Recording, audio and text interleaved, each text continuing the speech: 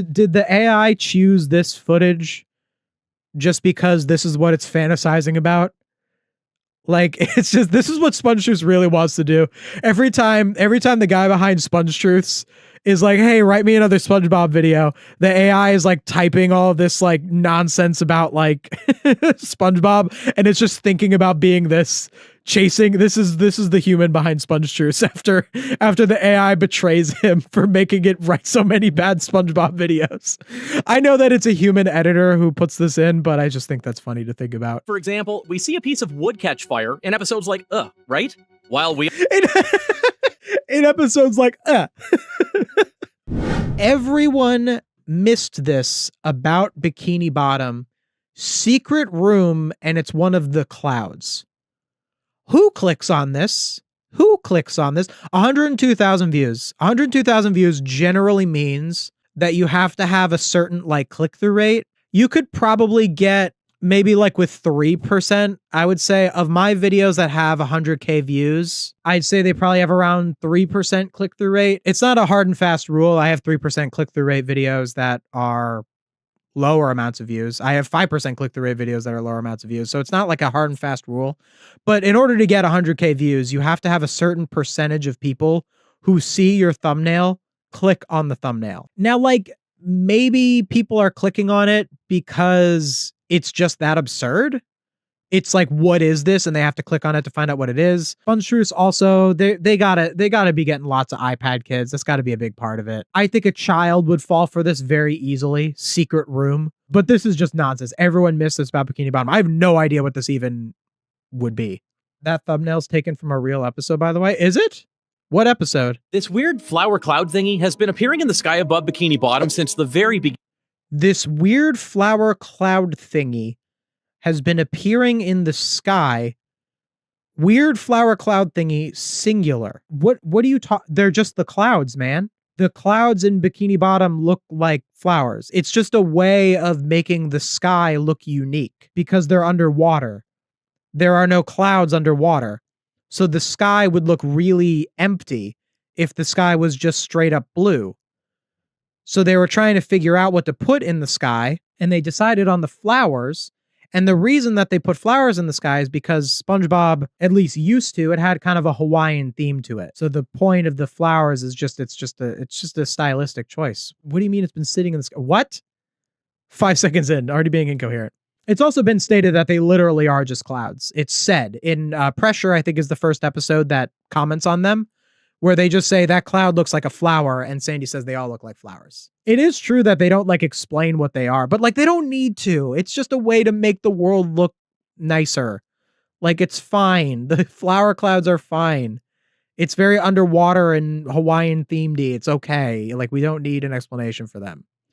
Is this really what we're doing here? It's in every frame for any outdoor scene the show has ever made. You've seen it hundreds. Yes, they're clouds. They're always there, just doing their thing. And at some point, our brain just accepts that's just how Bikini Bottom looks. It just is. Yes. The end of video. They all look like flowers, SpongeBob. All the time. They sure do. Which you just acknowledged it.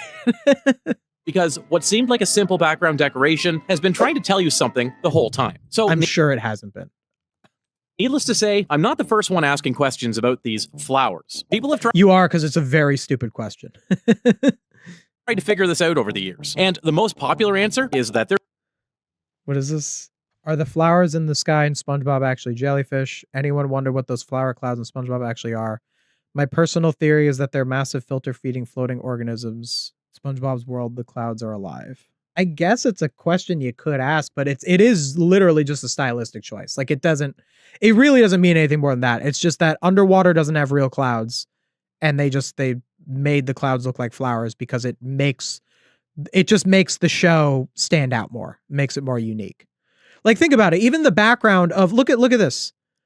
Even the background of this thing, this SpongeBob background has the flowers in it. It's just a way of making the show stand out. It's that simple. The most popular answer is that they're boat propellers. They're not boat propellers. They're flowers. That doesn't even make any sense. They'd be too big to be a boat propeller. What? On paper, it actually makes a lot of sense. No, it doesn't. The shape is right. Most propellers have 3 to 5 The shape is right. Show something that is not that shape. blades, and if you look at the flowers, they always follow the same pattern. The distortion makes sense too, They have 5 blades. Boat propellers have 4, like the one that you just showed. because light bends through water, so a propeller viewed from directly below would absolutely end up looking warped and colorful. And honestly, it fits the No, it wouldn't. It would not look like that at all. show's own world design, because if you look around Bikini Bottom, everything in the city is basically surface world. Look at this. Look at how this disproves that so much. They're boat propellers that are. Why are these ones next to each other? Why is that one smaller? What are you talking about? How many boats would there be at once? They're out in the middle of the ocean. Wouldn't they move really fast? Wouldn't they disappear? It makes no sense. SpongeBob lives in a pineapple. Squidward lives on Easter Island, Moai. The Krusty Krab Squidward lives on Easter Island, Moai. How do people watch this? and Squidward travels back to prehistoric times, you can see that there are no flowers in the sky because humans hadn't invented. Are they in UGG? They're so in UGG. Oh, see, in SB129, they're not there, which means they're boat propellers. Guys? UGG. UGG. What are those? Oh, yeah, those prehistoric boats. There's also an episode called is also set in prehistoric time. Then why did you even bring it up? Why are you bringing up an argument just to disprove it? To the oil pollution theory. You know that there's a popular belief that Bikini Bottom is set beneath Bikini Atoll, right? Oh my goodness. This is like the most milquetoast.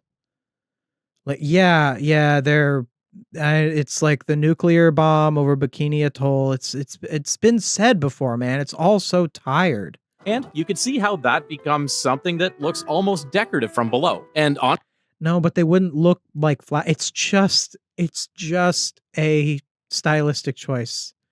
The clouds are just flowers. That's it. That's the end of it. It's not oil. It's not propeller. It's not any of these things. You're just wasting our time.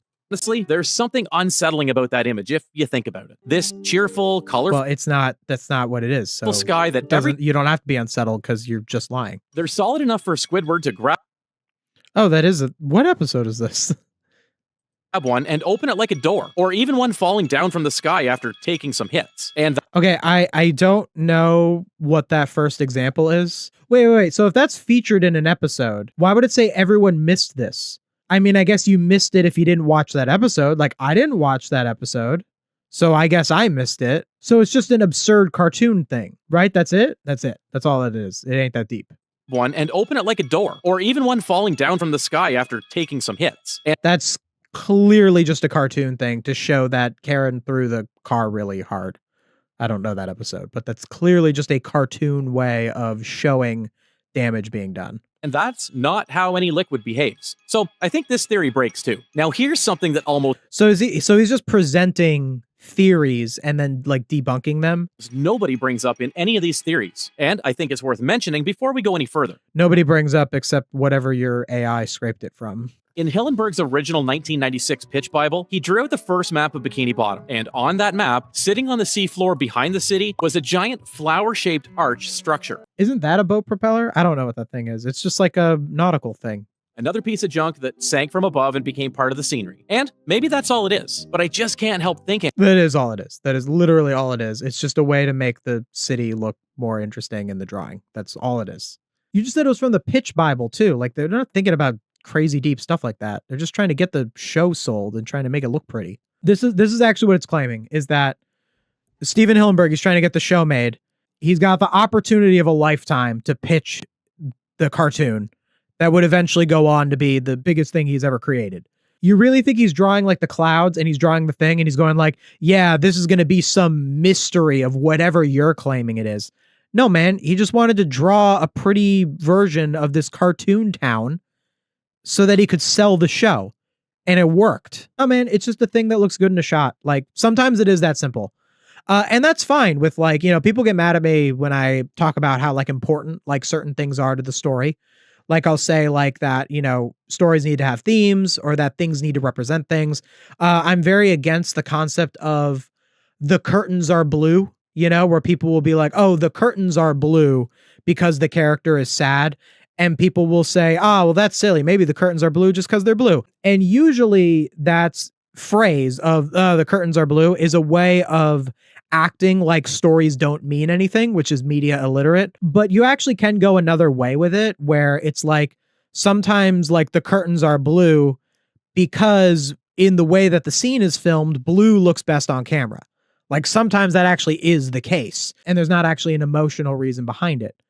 And like, that's okay if the story has other things that are emotionally deep in it. I think this arch and the flower clouds are a lot like that. Now, it does feed into the story because there's, you know, like the arch it's a nautical thing. The flowers are Hawaiian. It makes it feel very much more ocean-like, which does fit with the vibe of the show. The very fact that SpongeBob is underwater has its own deep themes to it. There's, you know, it being underwater is about it being like magical and about creativity and loving nature and all this sort of stuff.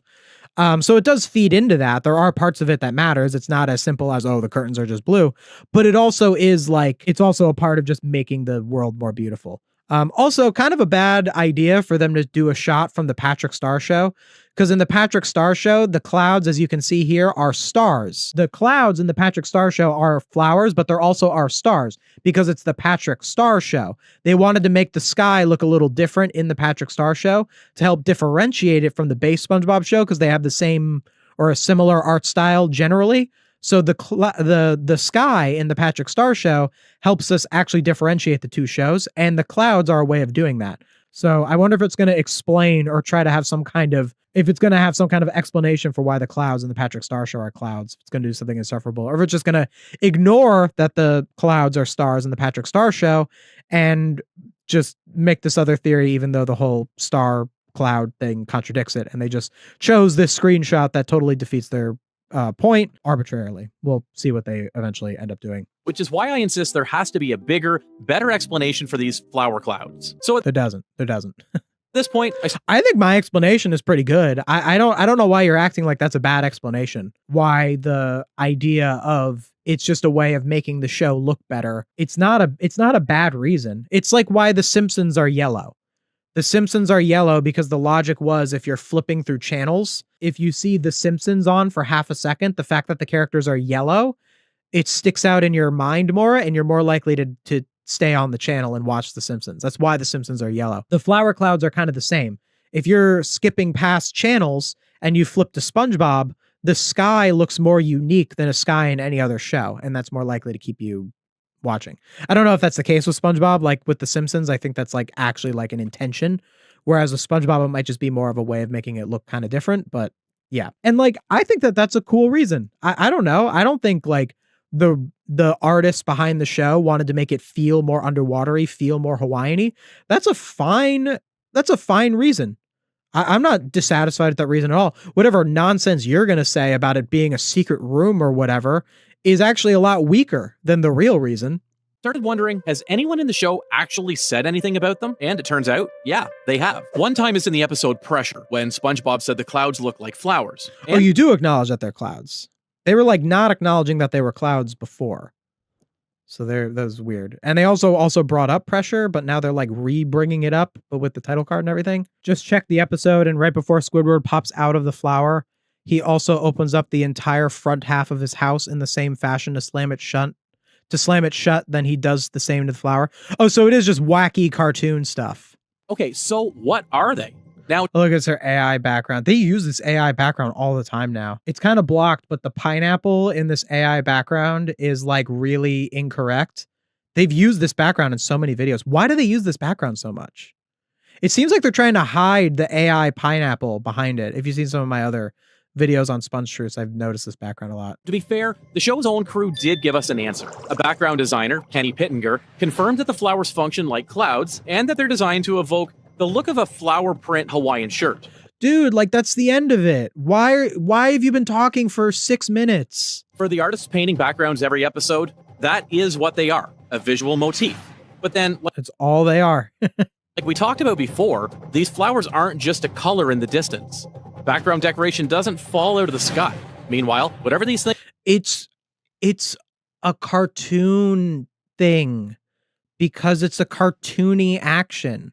Flower falling is because it's showing that she threw the thing hard. It doesn't mean anything else beyond that. And even in No Pictures, Please, Squidward reaches up, grabs one, and Oh yeah, look, they that was the thing that the chatter said. Squidward just opened his whole house. It's clearly a cartoonish exaggeration. The reason that he opened the flower was just to... So the reason that things like that happen in a show, like the flowers falling or like Squidward opening the flower, it's to further bring home a point. That's what's the thing about cartoons that make them such effective means of telling stories, is that you can do things that break so far from reality that it really hammers home the points. That's why actually cartoons historically were political cartoons. That's why political cartoons are so effective, because you're using a medium that is very non-restrictive in what you can show to properly point out something real. And cartoons like SpongeBob are an extension of that. So when Squidward opens up the flower, it's saying, I think what's going on in the episode is Squidward doesn't want them to take his picture. So him opening up the flower is showing Squidward is so mad in this scene that he breaks the laws of physics. And that signals to us that he's really, really mad. So when you're SpongeTruths and you try to take more out of that, you end up actually undermining the original meaning for the sake of being sensationalist, which leads to media illiteracy. It leads to people not looking at the story in terms of, oh, Squidward did that because it shows how mad he is, because it shows the point of the story. It makes people not think about the story. It makes people take everything that happens in a story literally, which makes us not think about it in a way that's more deep, which is bad. That there are social consequences to that. This makes people stupid. This makes people not think about the actual things that the show is trying to teach us. some of them are alive and sentient, smart enough to sing with the rest of the crew, or heck, You did not just argue that. You did not just argue that they're alive because they sang. Dude, cartoons have been doing this forever. What is the first instance of an inanimate object singing? It's probably like a flower in like the 1940s, in the 30s. Like, are you kidding me? It's a song, bro. It's a way to do the chorus in the song, is having the clouds sing. That does not mean that they're alive. even torturing Squidward. So now we have two Even torturing that they did a little bit in Plain to See where they messed with the plane. Again, that does not mean that they're alive. It means that the universe is doing things. The universe is anthropomorphizing in that moment to hammer home the point. Probably the first Looney Tune sinking in the bathtub from 1930. Is that true? Would like the first Looney Tune have like a singing inanimate object? Like, this is such a cartoon staple. There's so many shows that would do that, right? There's an episode like in the beginning of My Pretty Seahorse. SpongeBob says to Squidward, "Hey Squidward, did you say hi to the flowers?" And Squidward goes to the flower. He goes, "Hello," and the flower like hisses at him. Are you going to argue that the flowers, not the flower clouds, the flowers in the ground are alive because of that? No, man. It's just to bring home a point cartoonishly. There's a real organism called... There it is. There it is. Look, this is what I was talking about. Look at that AI pineapple. Embarrassing that you would use this background when there are so many images from this show that you could use. You use this background. Embarrassing. Now, it doesn't have to be specifically bryozoans.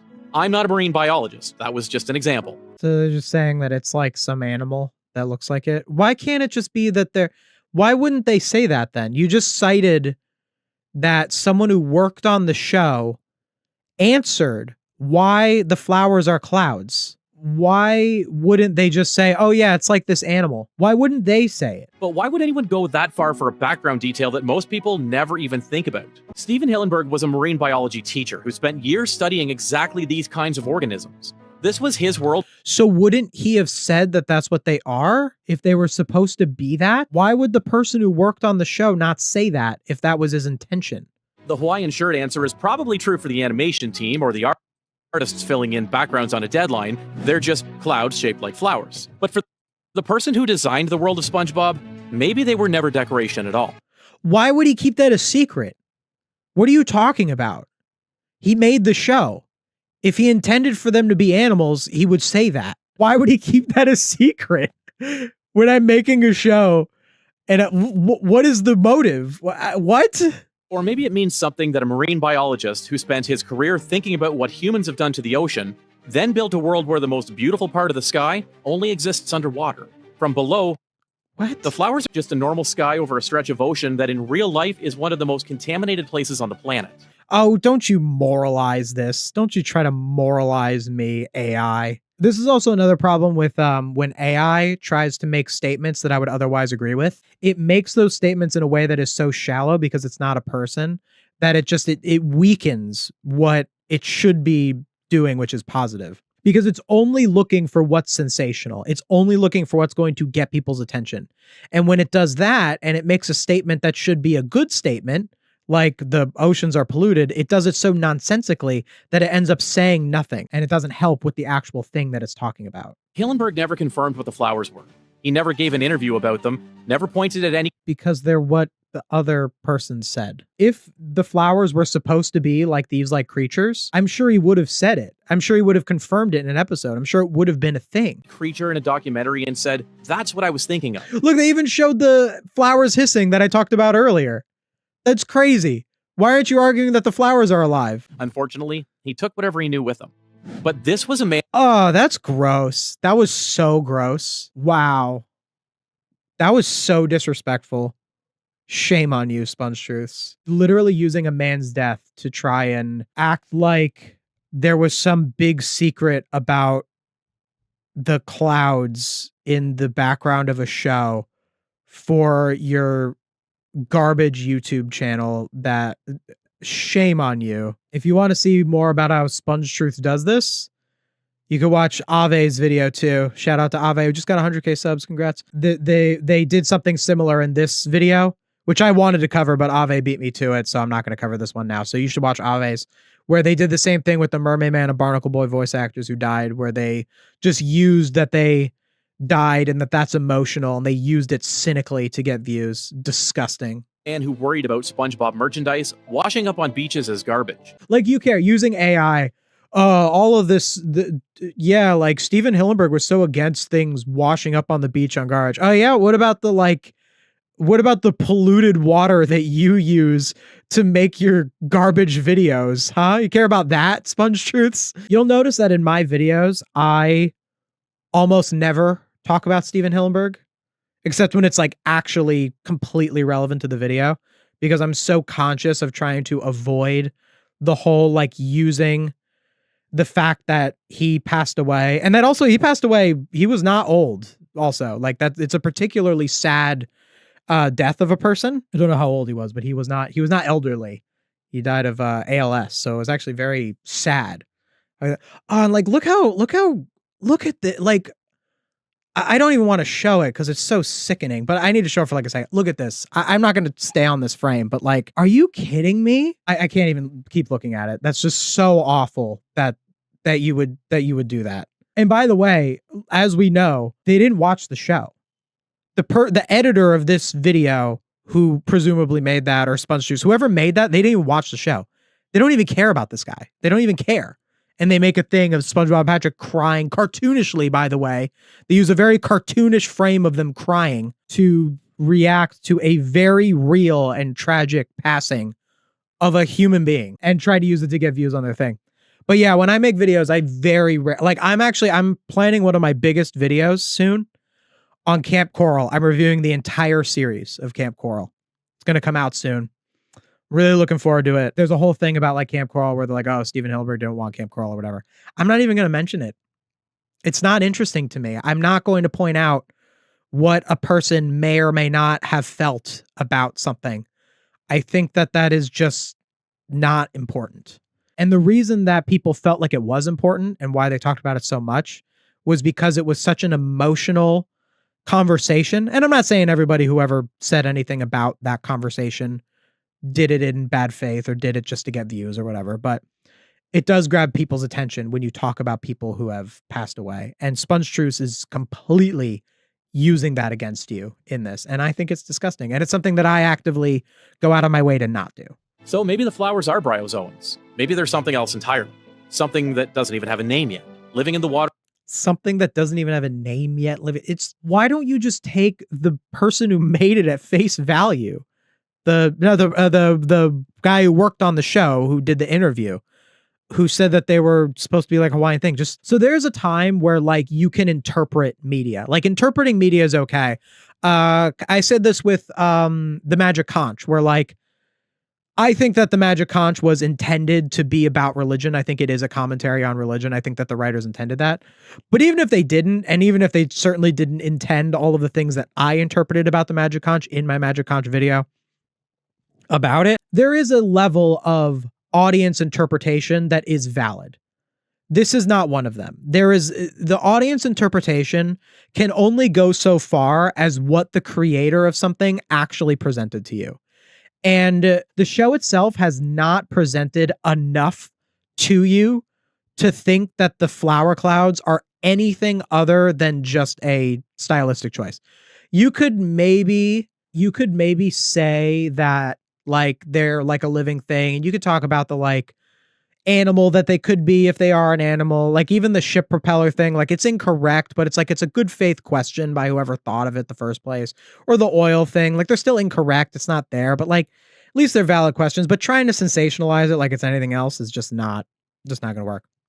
Hey Jackson, why did you use an animated avatar in your latest video? I remember you saying you like to show yourself to prove you're not AI, so I was curious about why you changed it to a cartoon. Yeah, good question. The reason I used a drawn avatar in the last video is there's a couple reasons why. I didn't have a chance to film that video. It just didn't really fit very well into the schedule. Also, that particular video on the what's it called? What was the one I just did? Oh, WhoBob, WhatPants. I knew that video was going to require a lot of footage because I was talking about the episode and about the advertising for the specials the whole time. So I knew that video was not going to require a lot of filmed footage of my face. Whereas if you watch my Mario Galaxy movie video that came the week before, a lot of statements I make in the Mario Galaxy movie video that didn't require footage, where it's just my face, where you see me talking. It's harder to film a video than it is for me to record the video, than for me to just put the mic on. When I film a video, I have to do a lot more with the shelves. I have to do a lot more with my camera and setting up the teleprompter. Also, because when I film myself, I'm full screen. I actually I put on makeup when I film myself full screen. I don't put on makeup during streams. I have a little bit of acne I like to cover at times. And just when your face is fully on camera instead of in a little box, I like to do a little bit more with it. So it's just a little bit more of a production to film myself. I'm still going to film myself in future videos. It depends on the video. For some videos, actually, I'll just film like the intro or just film key parts of it. And then the rest of it will actually be recorded separately, so I don't have to film myself too much. But yeah, the reason that I didn't film myself in the most recent video is because I looked at the script for the video and I decided that video did not need any filming at all. Just a little bit of insight on my behind the scenes. Yeah, and the reason I use the animated character, I mean, I kind of can go back and forth. With the channel, it's not one or the other. Like sometimes you'll see me filmed and you'll see the real me. So sometimes you'll see an image of me actually, sometimes you'll see the avatar. I think both can be interchangeable, but yes, you are correct. Because you said that I like to show myself to prove I'm not AI, because new viewers who've never seen the channel before, I like them to be sure that I'm not AI in the intro. I did put in my drawn avatar and I put in the credit to M who drew the avatar in the intro, because in the first 5 seconds when that pops up and it has a credit says, channel art by, that does immediately indicate to new viewers that I am not SpongeTruths. I am not AI. I'm a real person, because people need to be reassured of that now. But whatever they are, they're beautiful from below and invisible from above. And I think Hillenburg knew exactly what that felt like. Why? Man, the guy meant nothing to you. You don't know anything about him. Like, I put in with the black and white, and the AI knows. They don't know. SpongeTruths doesn't know anything, but the AI is aware of how people react to how tragic his passing was. So the AI, and you know what? This is actually this is kind of an indictment on SpongeTruths. SpongeTruths is disgusting for putting this out there.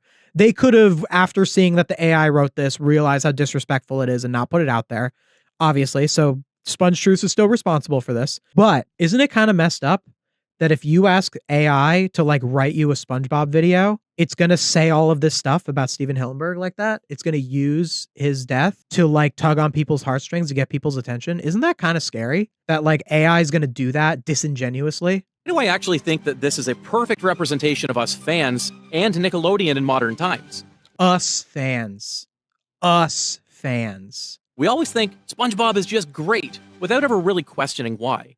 It's just... What are you talking about? First of all, people say that SpongeBob is terrible, like all the time with like modern SpongeBob and stuff. Even you have SpongeTruths. In many videos, you'll criticize modern SpongeBob. That's actually one of the next videos of theirs that I'm going to cover, funnily enough. So I know that you talk about modern SpongeBob being bad all the time. And yet, the people from above never really see them as flowers that decorate someone's day, let alone understand why they're beautiful to us. Huh, I guess we're Bikini Atoll to them? Funny enough, after all this, the theory... That was incoherent. Hillenburg built a world that rewards you for looking closer, filled with the feeling that someone who really understood the ocean put something real in there and trusted you to eventually find it. That's... No, he didn't. It just didn't. It just didn't happen. It just didn't happen. Like, it just didn't happen. This is just not... You were just making things up. Suno music. Really? How do you know it's Suno music? I mean, I assume that if the voice is AI and the writing is AI, it doesn't surprise me that the music is. But is there a way that you can like tell that it's Suno music other than that's just not very good? What secret room? There was no secret room. The context of this frame is Squidward cartoonishly opened up the flower. There was no secret room. Has nothing to do with what you were saying. You were trying to say what the flower clouds were. There's no secret room. It has that airbrushed sound distinctive to Suno. Oh, well, thank you. I'm actually glad to get confirmation from someone who understands it. I mean, I guess it's allegation, but I believe you. Who should Squidward have ended up with? So here's another lie. Cheater with Mindy. Who did they even interact in the SpongeBob movie? I guess I haven't seen every episode that has Mindy, but let's see what this has to say. Who should Squidward have ended up with? So I don't really need to watch this SpongeTruths. Sorry to disappoint you if you wanted me to tear it apart. I'll save you the 14 minutes or the 14 minutes plus however much I was going to criticize it. It goes over any episode. It recaps any episode that remotely discusses Squidward having a love interest. And that's just it. That's basically it. And it has Mindy in the thumbnail as cheater, and Mindy is not mentioned in the video. So that's a SpongeTruths lie right there. See, every time SpongeBob broke the fourth wall. What are we talking about here? Does SpongeBob break the fourth wall that often?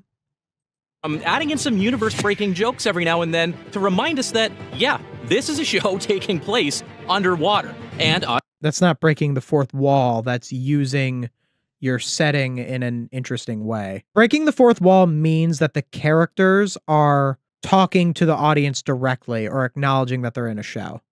It's kind of a broad definition. I'll just kind of analyze if it's lying about them or not. Already, I have an issue with this premise of this video. This is kind of similar to, there was another video they did that we went over where it was like every deleted scene in SpongeBob. And you're just pointing out things that happened. Sure, you can do a video where you list, oh yeah, they broke the fourth wall in Wet Painters when Patrick was holding the time card. They broke the fourth wall in the episode where SpongeBob had brain SpongeBobs in a brain office and one of them said, you don't exist. And they said, please, I have 3 kids.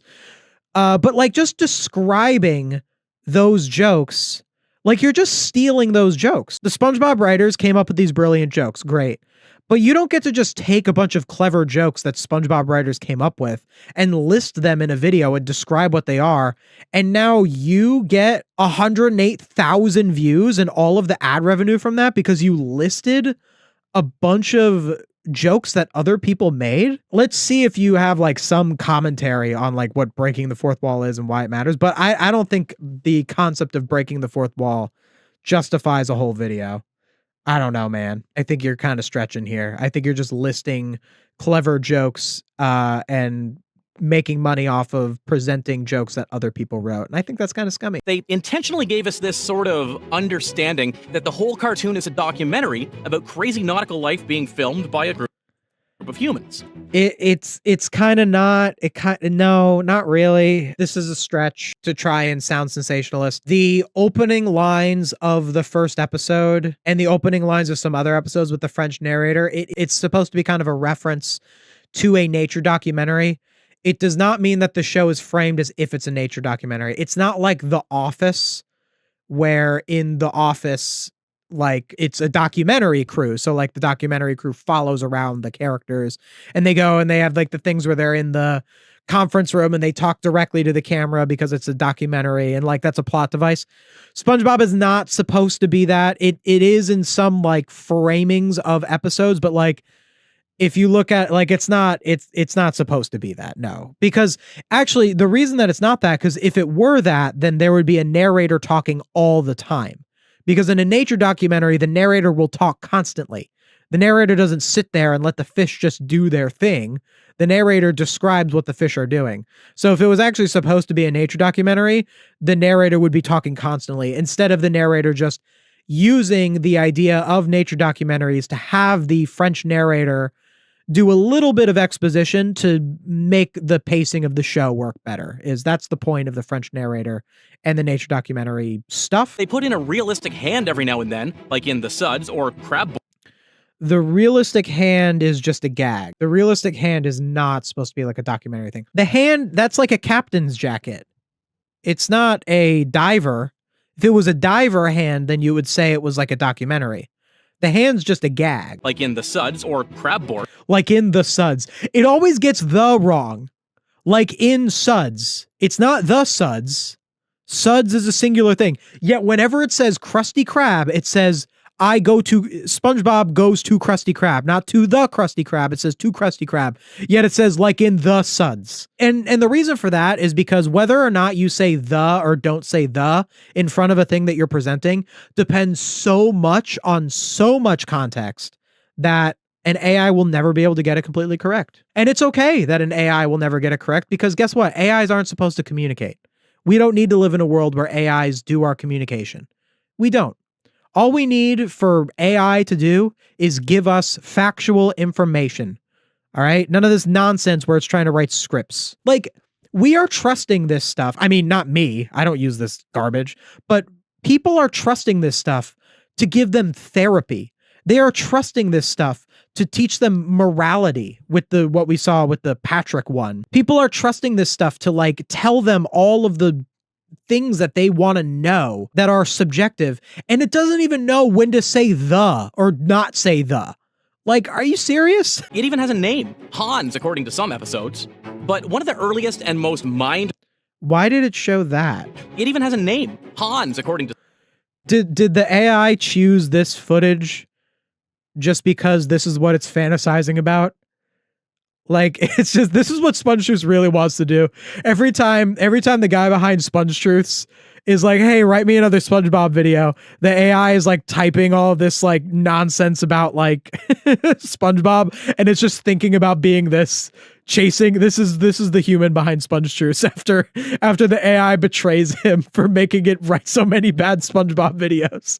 I know that it's a human editor who puts this in, but I just think that's funny to think about. But one of the earliest and most mind-breaking jokes that they made came from the episode No Free Rides. As usual, SpongeBob got nervous. Yeah, it drives into an underwater cameraman. It's just a one-off joke. It's just a way to show. So again, this is similar to what I said about the cloud opening up, how it takes that seriously. Oh, if the cloud got hit with the boat that Karen threw, that must mean they're physical objects, right? Blah, blah, blah. When a cartoon breaks the laws of reality, or when a cartoon does something that is ridiculous, the only reason it's doing that is to hammer home the actual point of the scene. The point of the scene is that SpongeBob is a bad driver. SpongeBob is such a bad driver that he hit the cameraman. And also, this does not prove that it's an underwater documentary. The joke is that it's a TV show, not that it's a documentary. SpongeBob is a TV show, so it's a cartoon, so it's animated. No one films it. There's no camera. I guess in some animation, there's a camera that takes a photo or a video of the actual frames. But I think this was season 2. I don't remember. Was it digital at this point?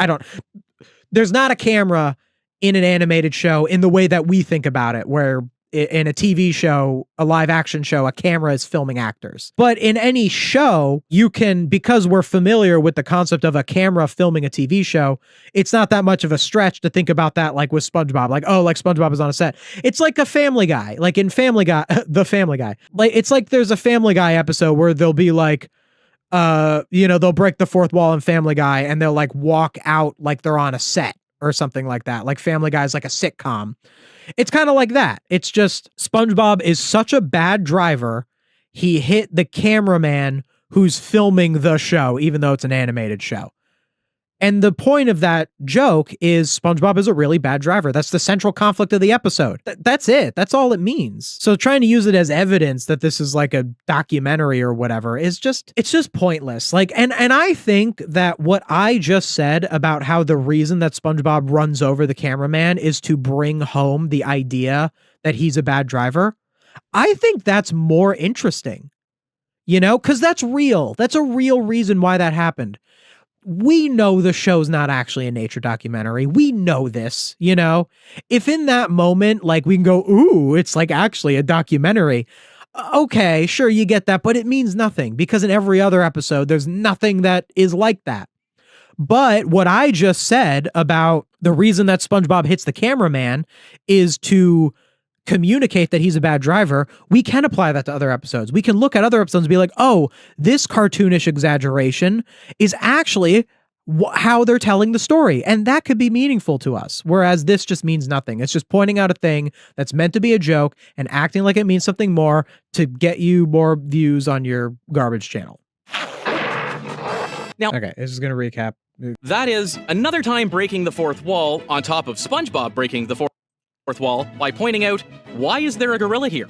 But hey, they sure love to maintain the weirdness at an all-time high in bikini. Okay, so again, what could have made this a good video is if you point out how the fourth wall breaks serve the story. So the reason I talked about this in my Gorilla Suit Day video, because I talked about I had an accident and I compared it. There's an episode called Gorilla Suit Day where they just have like underwater gorillas and they're not explained. And I talked about how in I had an accident, SpongeBob pointing out why is there a gorilla underwater is the conclusion of his character arc. The underwater gorilla isn't real. Like it's real in the episode and it's like kind of real. It's kind of not real. But the point of SpongeBob saying, why is there a gorilla underwater? It means that the thing that SpongeBob was paranoid about, like getting hurt by going outside, isn't real. It means that SpongeBob's fears aren't real.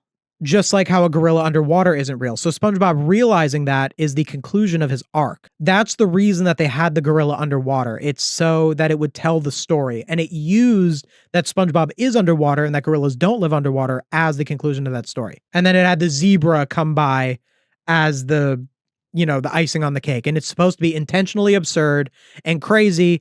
And none of it makes sense except the story. The story is the part that makes sense. And that's why this is a meaningful ending. I mean, everything about Bikini Bottom is weird already. So why don't they just go all out, right? In fact, they call out their own weird logic in several different episodes. But then they just don't even address all of those things that I just said. Like, not at all. For example, we see a piece of wood catch fire in episodes like, right? While we... in episodes like, I'm planning a video where I'm going to talk about UGG. That's coming up.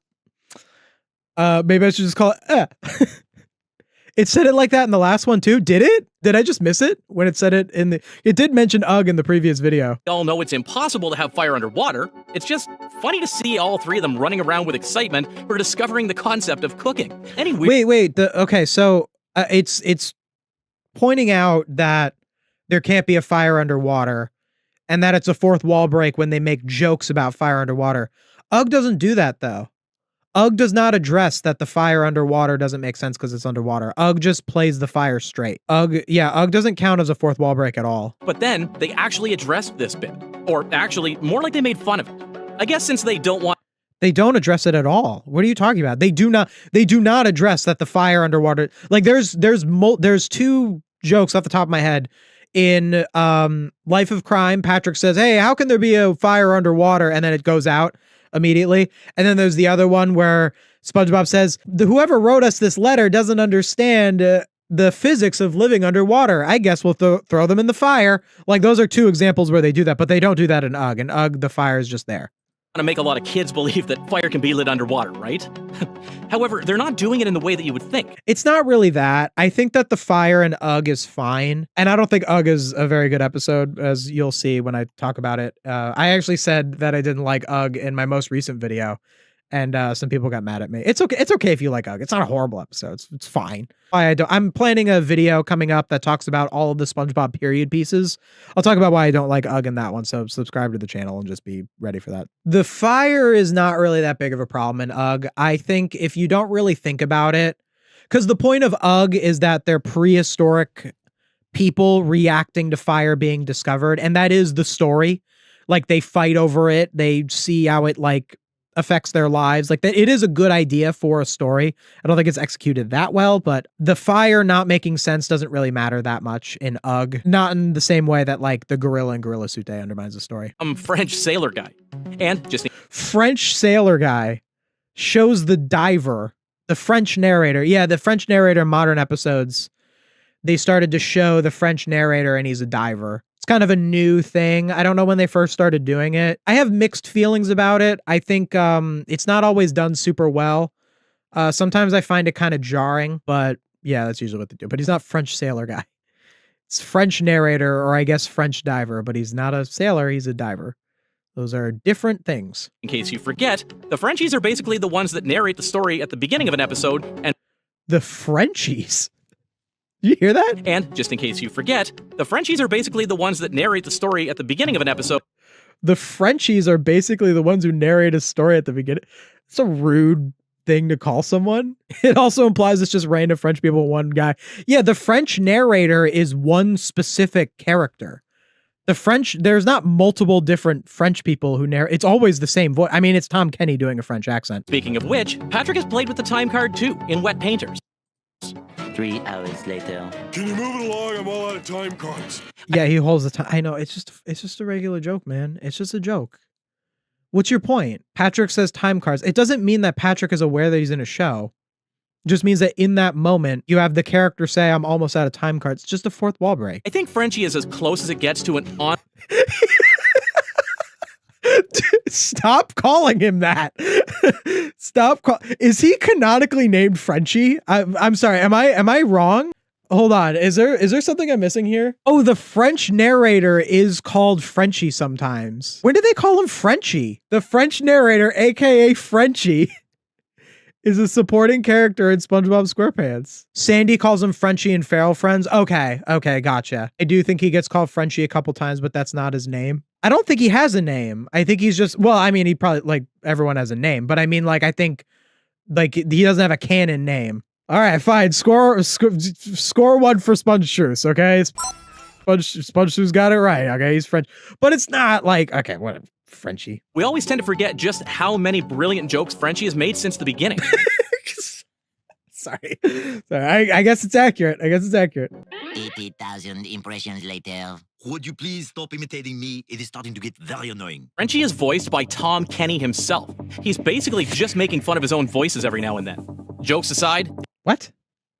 What are you talking about? It's just a way of using an actor who plays a character who appears in every episode, or just about every episode. I guess SpongeBob hasn't appeared in literally every episode, but it's just a way of using an actor who's in just about every episode to be the narrator. And also Tom Kenny just does a good French accent. So when they gave him the part, they were like, hey, can you also be the French narrator? Not really much more to that. It's a serious talent for being able to imitate yourself in a believable way. As for the lore inside the Wait, what? What are you talking about? I mean, I'm not going to deny that Tom Kenny's talented, but he's talented in a lot of ways. But all he did was do a French accent that sounds more like SpongeBob. Again, this is AI being very sensationalist. It's acting like this is some major achievement that Tom Kenny did a impression of the French narrator, but as SpongeBob. He's a very good voice actor, but that's not particularly impressive. The difference is that when Tom Kenny does the French narrator voice, he's specifically trying to not sound like SpongeBob, because SpongeBob is the main character of the show. So you hear SpongeBob's voice all the time. So you don't want the narrator to also sound like SpongeBob, because then the audience is going to be like, wait a minute, the narrator and SpongeBob are the same guy. That's also another reason why the narrator is French. Doing an accent obfuscates your actual voice. So Tom Kenny does a French accent for the French narrator, and then he does SpongeBob's voice, and they sound different. In that particular example, he's doing SpongeBob, who's doing an impression of the French narrator. So he's just doing a French accent, but sounds more like SpongeBob. That's all it is. It's pretty standard voice acting stuff. Again, I'm not like demeaning, his achievements. Like I think he's a really solid voice actor, but like that's pretty standard voice actor stuff, I think it serves as some of the clearest proof that they've known each other in person for quite some time in order to joke around like that. Though it's No, man, fourth wall breaks in shows don't really exist. They're outside of the universe of the show. If a character was actually aware that they're in a show, then nothing that they did would matter. It's just a fourth wall break. A fourth wall break is just a way to... So like that joke, that's in Mimic Madness. I haven't seen Mimic Madness, but the general idea of Mimic Madness is SpongeBob keeps doing impressions of other characters, and the characters get mad at SpongeBob because he keeps doing impressions. It's kind of like Rip Pants, right? Where like they're like, SpongeBob, stop doing this joke. You're annoying everyone. Like that's the point. So by having SpongeBob imitate the literal narrator of the show, it's not saying SpongeBob knows he's in a TV show and knows that there's a narrator. It's saying SpongeBob is so obsessed with impersonating people that he's impersonating the literal narrator of the show. It's using the absurdity to communicate the story. That's all a fourth wall break is. And if you're going to make a whole video about fourth wall breaks and not acknowledge that, I don't think you're doing your job as a cartoon reviewer. You don't understand the point of a fourth wall break, and you're doing a whole video on it. I mean, obviously you don't, because AI doesn't. AI doesn't understand these kinds of story things. They're just not cut out for it. These kinds of story subtleties require a sense of human nuance to them that AI is just not capable of understanding. And it's why AI should not make videos like this. like, remember this one from Squilliam Returns? You don't pay me. We don't even exist. We're just a clever visual metaphor used to personify the abstract concept of thought. I mean, it just came up as a hyperbolic joke that ended as quickly as it was. Okay, so this one is a weird one to bring up. One other problem with this video is that this video is not making an actual point. It doesn't have a thesis. So like, it's kind of saying nothing anyway. So that is a fourth wall break definitionally. Like you can just add it to the list of fourth wall breaks, but it's almost saying it like they're adding it to some kind of archive of evidence when they're not. Like the point of that joke is that the inside of SpongeBob's head doesn't exist. Like that's what he says. He says, we don't even exist. We're just a metaphor to show the abstract concept of thought. And then a second later, he says, I have 3 kids, which is the joke there being, he just said they weren't real. And then he says something that is real. All that is a way of pointing out the cartoon nature. If anything, that fourth wall break agrees with me. It's pointing out that the reason that they do stuff like have SpongeBob have a brain office with other little SpongeBobs is to just convey to the audience the abstract concept of thought. That is the joke that is being made there. And by saying, please, I have 3 kids, by making that so funny, it's further ringing home that point. It's literally that joke is actually saying to the audience, hey, don't think too much about this. That joke is literally saying like, hey, this is all just, it's not meaningless. It's just that all this stuff is about telling the story. That's the point of all these fourth wall breaks. And SpongeTruths is literally acting like it's the opposite of that. How did they even come up with these in the first place? And yet that was not even close. How did they even come up with these? They're good comedy writers. Like, what do you mean? What kind of question is that? It's a subversion of expectations. This one from All That Glitters really is gold. All that glitters is not gold. It's just a way of communicating the theme of the episode by having the character look you straight in the face very seriously and state the theme of the episode while the same character is crying behind him. It's just a way of communicating a point. Again, this is another like broader media illiteracy. Watching this video is going to make you think the opposite of what you should be thinking about all these scenes.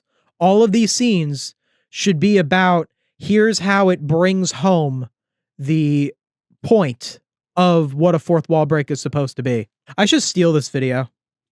I should just take all of these examples in order, and I should just make this exact video, but I should actually talk about story and not do that much recapping. Should I do that? What do you guys think of that? What if I did that? The only thing that makes me kind of not want to do that is that I know AI wrote this video, so I'd almost feel like my video would be like AI assisted. I wouldn't like go to ChatGPT and be like, hey, ChatGPT, give me a list of episodes that break the fourth wall. So would it be kind of the same as doing that if I did that? I feel like I should. What if I just take the thumbnail too? I mean, he steals from me. I just think that the concept is, and I'll talk about this video, by the way. I'll just straight up say I took this video from SpongeTruths, who's borrowed plenty from me. I'll say something like that. I'll just be upfront about it. I don't know. I'll think about it. I was just awestruck trying to think where these writers get an idea for the jokes, especially in the early seasons. Dude, they're just good comedy writers. Again, it's like that sensationalizing. You know what else that this is kind of doing? The AI, where it's saying like, I just don't know how they do it. So the things that the writers do to like make their jokes funny, to tell their story, there are actions that they take. And these actions can be understood, written about, and communicated to a mass audience. I would know. It's my job to do that. That's what I do in my videos. I identify the things that the writers did or that they should have done, and I communicate it to my audience.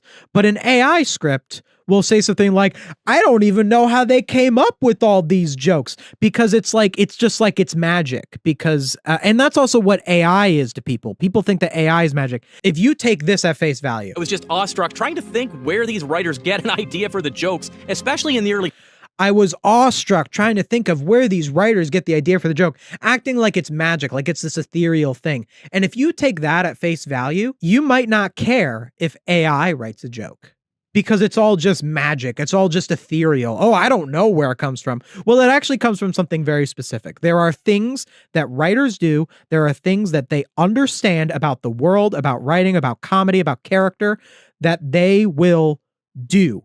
These are things that we can describe, we can define them, we can understand them, and we can teach other people how to do them so that more good shows can get made. That's what I am currently dedicating my life to doing, is doing that. So writing it off as, oh, I don't know what they did, it's just whatever. You might as well have AI write everything, if that's your cynical view of it. rather than theatrical Breaking cartoon physics. Wait, look at this. Hold up a second. SpongeBob SquarePants official. Every time SpongeBob breaks the fourth wall. Unbelievable. It's this. It's this. And again, see, that's the problem with this kind of video. This video is just a list. Breaking cartoon physics. Breaking cartoon physics. Because that's all this video is. The SpongeTruths video is just a list of the times that SpongeBob broke the fourth wall. But with an AI voice and their editing that keeps iPad kids watching. The official SpongeBob channel already did this, but because the SpongeBob SquarePants official, because they own the rights to SpongeBob, they can just play the clips in their entirety. And also, the official SpongeBob SquarePants channel, they own the rights to SpongeBob, so I don't have any problem with them making a video that's just a list of all the times they did something, because they're not stealing. They own it. So there's no problem. I have no issue with this video. It's the one he just went over. Advising the viewer. I actually like their list. I think if I end up doing the video, I think I might, I'll be honest with it. I'll reference this channel and I'll say the numbers that they put, and to leave it in there too, where you're just taking the footage from the official SpongeBob channel. It's just so lazy. And look, you could take footage from the official SpongeBob channel. I wouldn't advise it if you're a SpongeBob YouTuber. The only reason that I think you shouldn't take footage from the official SpongeBob channel is if it's from episodes that are supposed to be a different aspect ratio. So see how this is a rectangle? This is supposed to be a square. So if you're a SpongeTuber, if you're an aspiring, or if just a cartoon reviewer who is aspiring to talk about SpongeBob, don't use this because it looks sloppy. But you could probably take footage from the official channel if it's a 16:9 episode, because it would be identical to if you got it through any other means. But don't leave this in. Don't leave the thing that says breaking cartoon physics #4. That's so sloppy, man. Toying with it. Wait a minute. Look, you had normal footage of this before. Look, you're talking about this already. You went out of your way to get the right footage of the episode, and then you used the official one later. What the heck is going on here? Did you notice these details when you're watching Help Wanted? Most of us think it's just SpongeBob trying to encourage himself to apply for the fry cook job.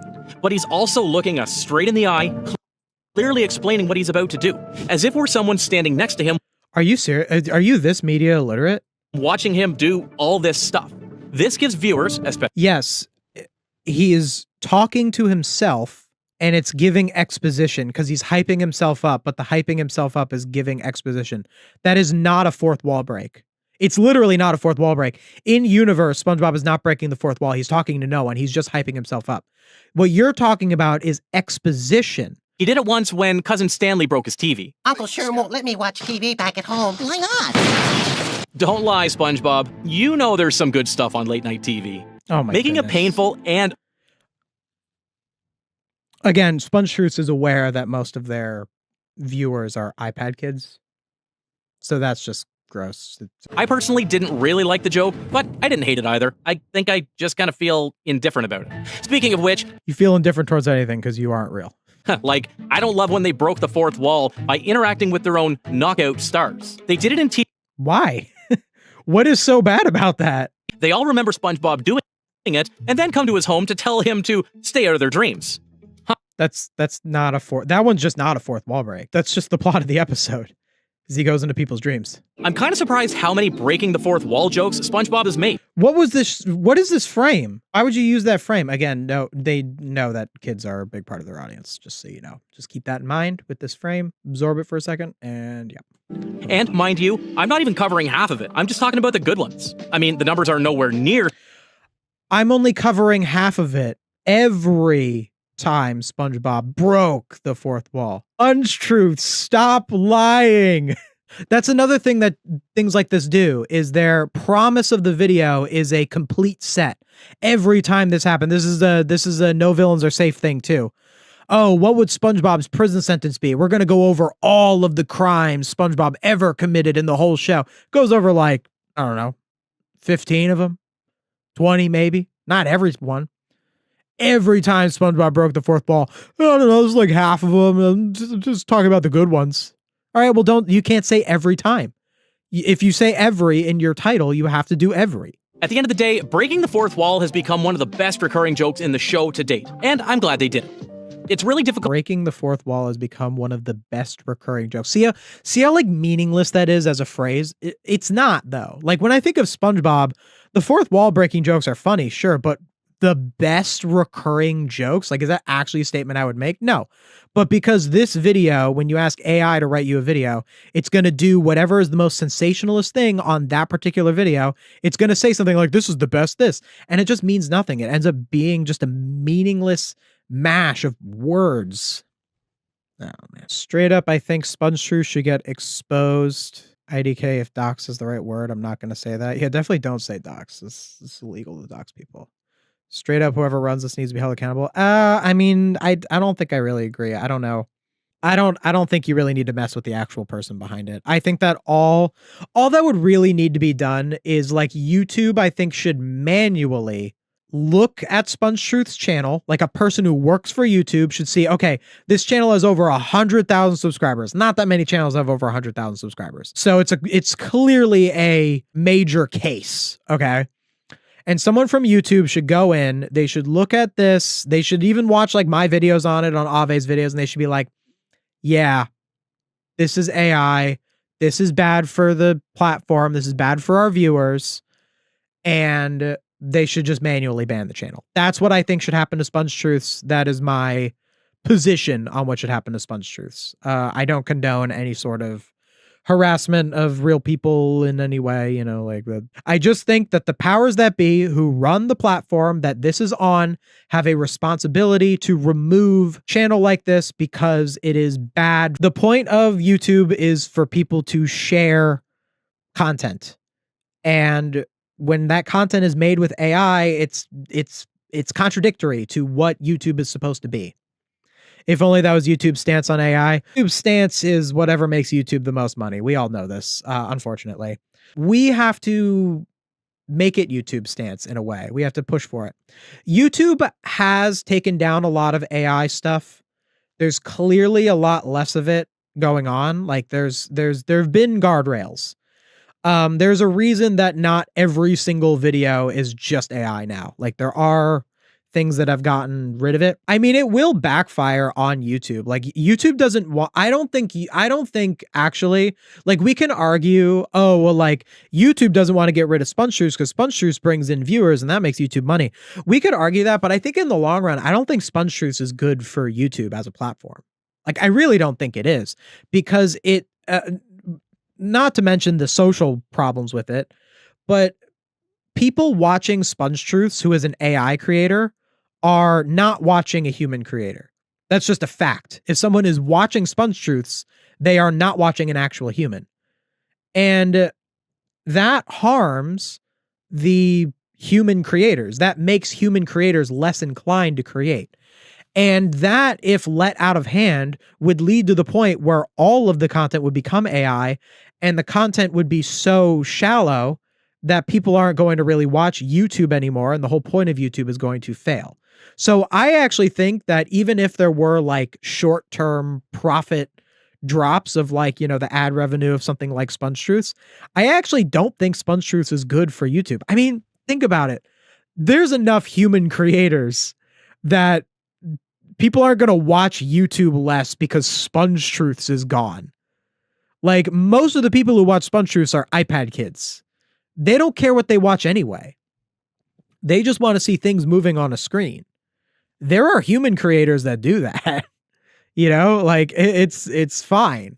So I don't think SpongeTruths is actually good for YouTube at all, even if it's like, oh, you know, YouTube doesn't care. They only care about money, which is true, but it's really not in their best interest to have content like this on there. And then beyond that, just having a stupider population, I think you, as the owners of one of the largest video sharing platforms, I think you have a responsibility to make sure that the thing that you own is not spreading things that make people stupider, which is what SpongeTruths does. I think that you have a responsibility to that. Much like how if you own a bridge, you are responsible to make sure that bridge doesn't collapse. I think it's a pretty one-to-one argument.